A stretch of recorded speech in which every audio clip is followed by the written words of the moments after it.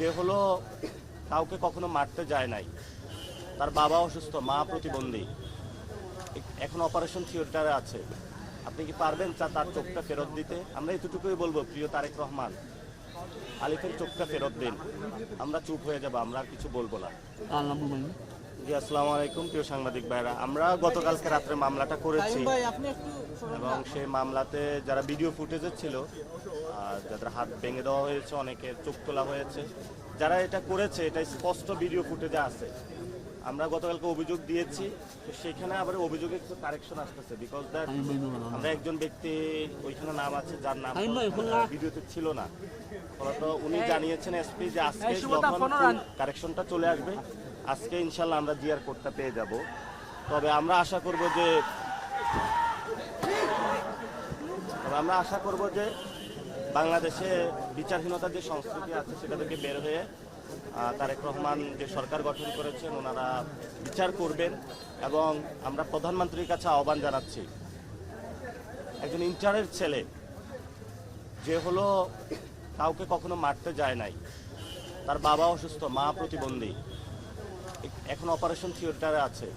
আপনি কি পারবেন তার চোখটা ফেরত দিতে? আমরা বাংলাদেশে আর কোনো সহিংসতা রাজনীতি দেখতে চাই না। আমরা এতটুকুই বলবো, প্রিয় তারেক রহমান, আলিফের চোখটা ফেরত দিন।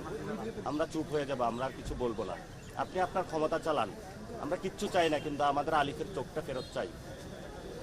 প্লিজ দয়া করে আমাদের চোখটা দিয়ে দিবেন আপনি।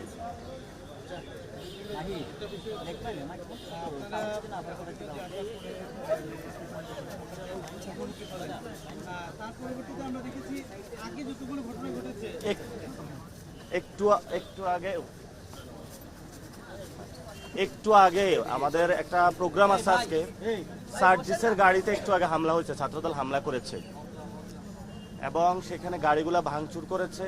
আমরা সেখানে রওনা দিচ্ছি। আমাকে তো হামলা করা হয়, তারা একটা জাস্টিফিকেশন দিয়েছে যে আমি কথা বলি নাকি, এই জন্য আমি আজকে থেকে আর কোনো কথা বলবো না, চুপ থাকবো। পুরো বাংলাদেশে দেখি ওনারা কতটুকু বাড়তে পারে, কতটুকু যাইতে পারে, আমরা সেই মাত্রাটা দেখব। তাহলে সার্জিস আলমের গাড়িতে কেন হামলা হলো? একটু আগে হামলা হয়েছে সিলেটে, 5 প্লাটুন হলো বিজিবি নামানো হয়েছে। প্লাটুনের বিজিবি নামানোর পরেও তাহলে হামলাটা কেন হলো এখন?